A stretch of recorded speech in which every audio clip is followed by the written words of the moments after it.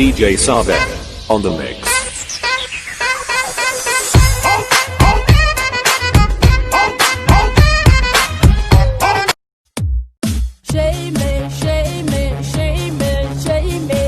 Nam mô có cho Vũ ta, nu nó có cho lời thì an ta. Nam mô có cho Vũ na, nu nó có cho lời thì sa. Một đủ có một đủ buồn luôn, chờ cô tua có xa đây thua, cô lâu có xưa cô chỉ tao chùa, vì rong ly cô thì đôi chỉ nhua. Chỉ nên nó, yo bao tiền lũ chỉ tao, chỉ cho lũ, lo quá lời thơ xin gió, kia chỉ. Chia lỡ hani nhỏ luôn xin chỉ cho chị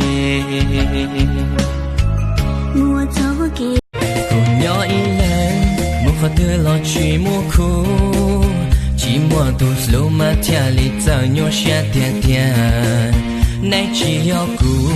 bên này thiết trình gà xe tiền nhỏ ý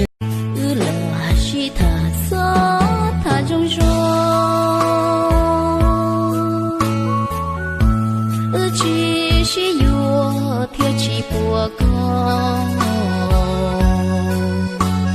yêu cô tôi niệm hoa đó rồi sau hồi kế ô tô yêu tàu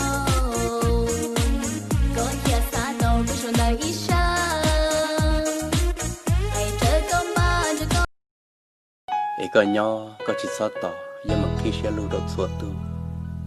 sẽ bùi yêu mua tu sai nhân suốt phong như tu mong tư họ tàu kế tuột gió này trẻ tàu chỉ tuột gió hồ này rõ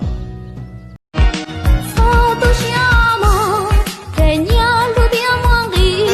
có chỉ tao nó lý thao bây giờ nắng hè